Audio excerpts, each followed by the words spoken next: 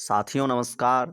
आप सभी का लक्ष्य साधकम संस्कृतम नामक यूट्यूब चैनल पर बहुत बहुत स्वागत करता हूं। मित्रों, आज हम चलते हैं जो संस्कृत व्याकरण प्रवेशिका नामक बाबू राम सक्सेना जी के बुक हैं, उनके बुक से 20 प्रश्न, बहुविकल्पीय प्रश्न आपके समक्ष प्रस्तुत करने के लिए जा रहा हूं। इससे पूर्व एक वीडियो जो है वह बहुविकल्पीय का बाबू राम सक्सेना जी के पुस्तक से 10 प्रश्न का वह भी प्रस्तुत कर चुका हूं, वह भी वीडियो आप देख सकते हैं।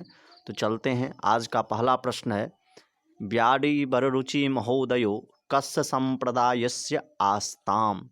यहाँ पे संप्रदायस्य हो गया है, इसे ठीक करके संप्रदायस्य पढ़ना है। ब्याडी बररुचि महोदयो अर्थात कह रहे हैं भैया ब्याडी और बररुचि महोदय जो हैं वे किस संप्रदाय के थे। तो कह रहे हैं काश कृष्ण आपिसली चांद्र ऐन्द्र। तो इनका सही उत्तर जो है मित्रों वह चौथा जो है, चौथे नंबर का ऑप्शन जो है ऐन्द्र व्याकरणम, अर्थात जो ऐन्द्र व्याकरण था उसी संप्रदाय के ब्याडी और बररुचि महोदय जी थे। अब आगे के प्रश्न पे चलते हैं हम लोग। अब कह रहे हैं भैया महाभाष्यानुसारम पाणिनेः मातुः नाम किम। महाभाष्य के अनुसार पाणिनि जी के माता जी के नाम क्या थे। तो इनमें पहला ऑप्शन है गोपिका, दूसरा है दाक्षी, तीसरा है शकुंतला, चौथा है न किमपि। तो यहाँ पर महाभाष्य के अनुसार जो पतंजलि के माता जी का नाम गोपिका था, और यहाँ पर पूछा जा रहा है जो पाणिनि के माता का नाम, तो पाणिनि जी के माता का नाम दाक्षी था। यह आपको ध्यान रखना है। जो पाणिनि जी के माता का नाम क्या था महाभाष्य के अनुसार, तो दाक्षी था, अर्थात 2 नंबर का ऑप्शन सही है। वैसे मित्रों यह गोपिका जो थी वह जो पतंजलि थे उनके माता का नाम गोपिका है, यह भी ध्यान रखना है। शकुंतला जो है वह शाकुंतलम नामक ग्रंथ पढ़ेंगे तो उनकी जो मुग्धा नायिका होती है वह मुग्धा नायिका शकुंतला है, यह भी ध्यान रखना है आपको। अब हम लोग आज के तीसरे प्रश्न पे चलते हैं। तो यहाँ पर कहा जा रहा है पाणिनेः गुरोः नाम किम। पाणिनि जी के गुरु जी का नाम क्या था। तो कात्यायन दे रहे हैं, काश कृष्ण दे रहे हैं, आपिशली दे रहे हैं, उपवर्ष दे रहे हैं। तो मित्रों यहाँ पर ध्यान रखिएगा, इनका जो चौथा ऑप्शन है वह सही है। अब यह जो कात्यायन जी हैं ये वार्तिककार हैं, ये जो काश कृष्ण है यह एक स्वयं व्याकरण है। आपिशली भी यह जो है आपिशल का व्याकरण को, आपिशल जो है एक व्याकरण संप्रदाय ही था। लेकिन यह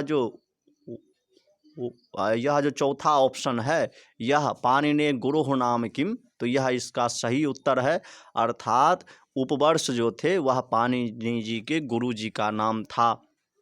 अब चौथे प्रश्न पे चलते हैं। तो इसमें कहा जा रहा है कथा सरित सागरस्य लेखकः कः।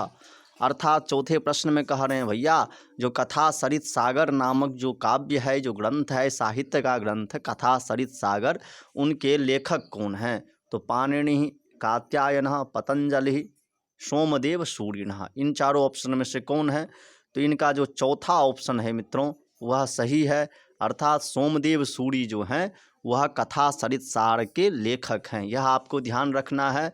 और कथा सरित सार के जो सागर के जो चौथा जो तरंग है, जिस प्रकार से परिच्छेद होता है या उल्लास होता है या अध्याय होता है या सर्ग होता है, उसी प्रकार कथा सरित सार में जो है वह तरंगों में बांटा गया है। तो उसके चौथे तरंग में जो है सोमदेव सूरि महोदय जी जो हैं वह प्रतिपादन किए हैं पाणिनि जी के गुरु का नाम उपवर्ष था, ऐसा प्रतिपादन किए हैं। अब हम लोग चलते हैं, यह जो ऑप्शन है उनके व्याख्या पर। तो पाणिनि जी के पुस्तक का नाम अष्टाध्यायी ही है।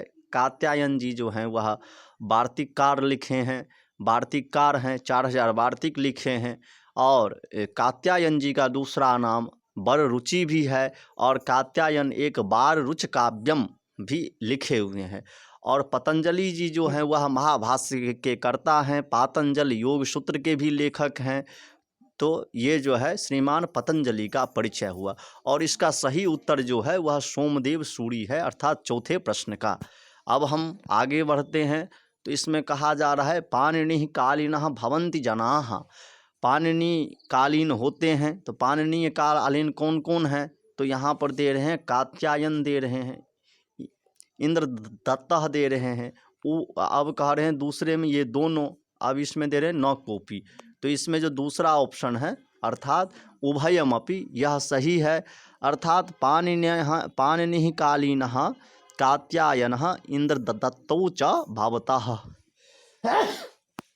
अब हम जब आगे बढ़ते हैं तो छठे प्रश्न में चलते हैं।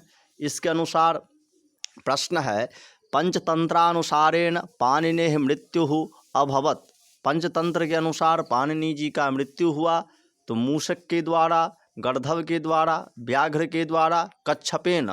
तो यहाँ पर आपको उत्तर लिखना है व्याघ्रेण। व्याघ्र के द्वारा जो त्रयोदशी तिथि है उस तिथि को पंचतंत्र के अनुसार जो है पाणिनि जी का मृत्यु हुआ था। इसीलिए जो वैयाकरण लोग होते हैं, जो व्याकरण के पढ़ने वाले होते हैं, पढ़ाने वाले होते हैं, वह त्रयोदशी को व्याकरण का अध्ययन नहीं करते हैं। अब हम लोग सातवें प्रश्न पे चलते हैं। तो इसमें कहा जा रहा है भैया अष्टाध्याय्याम कति सूत्राणि सन्ति। तो अष्टाध्याय्याम पाणिनीय संस्कृत प्रवेशिका ग्रंथानुसारेण 4000 सूत्राणि चतुस्सहस्राणि श्लोकानि भवन्ति। यह आपको याद रखना है। पाणिनि संस्कृत व्याकरण प्रवेशिका ग्रंथ के अनुसार अष्टाध्यायी में 4000 सूत्र हैं। अब 8वें अध्याय पे चलते हैं। संपूर्ण अष्टाध्याय्याम कति पादाः सन्ति। संपूर्ण अष्टाध्यायी में कितने पाद हैं? तो ऑप्शन में दिए हुए हैं 32 पाद, 34 पाद, 35 पाद, 36 पाद। तो मित्रों इसका जो पहला ऑप्शन है वह सही है, अर्थात संपूर्ण अष्टाध्यायी में 32 पाद हैं। अष्टाध्यायाः प्रत्येकस्मिन् अध्याये कति पादाः। अष्टाध्यायी के प्रत्येक पाद में कितने अध्याय होते? अष्टाध्यायः प्रत्येकस्मिन् अध्याये कति पादाः। अष्टाध्यायी के प्रत्येक अध्याय में कितने पाद होते हैं? तो कह रहे हैं 4 पादाः, 5 पादाः, 6 पादाः, 7 पादाः। तो मित्रों इसका भी जो पहला ऑप्शन है 4 पादाः भवन्ति अष्टाध्याये। अष्टाध्यायाः प्रत्येकस्मिन् अध्याये, ये आपको ध्यान रखना है। 10वें प्रश्न पर अब हम चलते हैं। तो इसमें कहा जा रहा है सर्वम नाम धातुजम आह इति कस्य मतम। सर्वम नाम धातुजम आह, अर्थात सभी शब्द जो है वह धातु से जन्य है, धातु से ही उत्पन्न हुआ है, यह किसका मत है? पाणिनेः मतम, कात्यायनस्य मतम, यास्कस्य मतम, न कस्यापि। तो इसका सही उत्तर है जो तीसरे नंबर का ऑप्शन है, अर्थात जो तीसरे नंबर का ऑप्शन है, अर्थात यास्क जी का यह मत है। सर्वम नाम धातुजम आह, ऐसा यास्क जी ने कहे हैं। संक्षेपार्थम पाणिनि कति साधनानाम आश्रयम नीतवान। संक्षेप के लिए पाणिनि जी जो हैं वह कितने साधन का जो है उपयोग किए हैं? तो 5 4 षड न किमपि। तो इसका सही ऑप्शन है 6 साधन का उपयोग संक्षेपार्थ, संक्षेप के लिए किए हैं। 12वें नंबर का प्रश्न है स्वरेण वियुक्ता हलवर्णः किम नामना ज्ञायते। स्वर से वियुक्त अर्थात जिस हल में स्वर्ण वर्ण न लगा हो वह किस नाम से जाना जाता है? तो इसका ऑप्शन जो है पहला है इत संज्ञकम, दूसरा है कर्म संज्ञकम, तीसरा है करण संज्ञकम, चौथा है पद संज्ञकम। तो मित्रों इसमें जो पहला ऑप्शन है अर्थात इत संज्ञकम, स्वरेण वियुक्ता हल वर्णः इत संज्ञकम, इत संज्ञकः कथ्यते। अब जब हम आगे बढ़ते हैं तो इसमें कहा जा रहा है अक प्रत्याहारे कति वर्णाः भसन्ति। अक प्रत्याहार में जो है वह कति वर्णाः सन्ति, अर्थात अक प्रत्याहार में कितने वर्ण आते हैं? तो 6 वर्ण आते हैं, या 5 या 4 या 7। तो मित्रों इसमें जो है 6 वर्ण आते हैं, अर्थात अक प्रत्याहारे षड्वर्णाः सन्ति।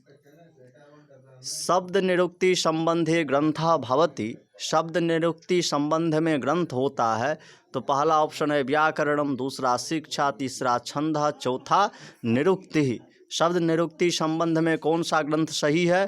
तो अर्थात कौन सा संबंध है शब्द निरुक्ति से संबंध में, तो यहाँ पर शिक्षा, यह जो चौथा ऑप्शन जो है अर्थात निरुक्तम, वह जो है शब्द निरुक्त से निरुक्ति से संबंध रखता है। अब 15वें प्रश्न पर जब हम चलते हैं तो इसमें कहा जा रहा है जो चतुर्विध विभाजनम केन कृतम, अर्थात पदानाम चतुर्विध विभाजनम केन कृतम, तो पाणिना पतंजलिना मम्मटेन यास्केन। तो इसमें जो चौथा ऑप्शन है यास्केन, अर्थात यास्क जी के द्वारा पद के जो 4 प्रकार होते हैं, वैसे जो संस्कृत व्याकरण प्रवेशिका नामक जो बुक लिखे हैं बाबू राम सक्सेना जी, उनके अनुसार मित्रों यहाँ पर शब्दों के भेद किए गए हैं। लेकिन जब आप यास्क जी के द्वारा लिखा गया ग्रंथ जो है निरुक्त, वहाँ पढ़ेंगे तो वहाँ पर आपको मिलेगा जो पदानाम चतुर्विध विभाजनम चत्वारि पद जातानि नामाख्यातोपसर्ग निपाताश्च, ये पंक्ति मिलता है। इससे पता चलता है जो ये पद के भेद हैं, तो यास्क जी के द्वारा यह भेद किए गए हैं। अब 16वें नंबर के प्रश्न आता है पाणिनेः ग्रंथः कः, पाणिनि जी का ग्रंथ जो है वह कौन सा है? सिद्धांत शिरोमणि, सिद्धांत कौमुदी, अष्टाध्यायी या नवकोपी? पाणिनि जी के ग्रंथ का नाम क्या है? सिद्धांत शिरोमणि है या सिद्धांत कौमुदी है या अष्टाध्यायी या नवकोपी? तो मित्रों इसका ऑप्शन नंबर जो तीसरा है अर्थात अष्टाध्यायी जो है वह पाणिनि जी के ग्रंथ हैं। झस प्रत्याहारे कति वर्णाः आगच्छन्ति, झस प्रत्याहार में कितने वर्ण आते हैं? 10 आते हैं या 20 या 30 या 5 वर्ण? तो मित्रों झस प्रत्याहार में 10 वर्ण आते हैं, ज व ग र 10 ऐसे करके जो हैं 10 वर्ण आते हैं झस प्रत्याहार में। प्रत्याहार से अर्थो भवति, प्रत्याहार के अर्थ होते हैं संक्षेपीकरणम विशेषणम उभयम न किमपि। तो मित्रों इसका जो पहला ऑप्शन है अर्थात संक्षेपीकरण वह सही है, प्रत्याहार के अर्थ होते हैं संक्षेपीकरण। अब जब हम अगले प्रश्न पे चलते हैं तो यहाँ पूछा जा रहा है अनुबंधः भवति, अनुबंध होते हैं, तो पहला ऑप्शन है कर्म संज्ञकम, दूसरा है हल, तीसरा है इत संज्ञकः, चौथा है न कोपी। तो मित्रों इसका सही उत्तर है तीसरा अनुबंधः इत संज्ञकः भवति। अब हम 20वें प्रश्न पे चलते हैं रजकः इत्यत्र कः प्रत्ययः, रजकः जो रजक शब्द है उनमें कौन से प्रत्यय हुए हैं? तो मित्रों गिश प्रत्यय हुआ है या घाय या सिच या शून्य प्रत्यय? तो मित्रों यहाँ पर शून्य प्रत्यय हुआ है, ऊ को जो है योबोर अनाको से अक आदेश करके रजकः प्रयोग बना है। इस प्रकार मित्रों आज यहाँ तक ही, तब तक के लिए नमस्कार। और भी हमारे चैनल पर इससे पूर्व 4 पार्ट में जो है बहुविकल्पीय प्रश्न बनाए गए हैं, और भी आगे जो है रोज़ कुछ न कुछ भेजूँगा। हमारे चैनल यदि आप देख रहे हैं तो चैनल को सब्सक्राइब कर दीजिए, वीडियो को लाइक कर दीजिए। नमो नमः।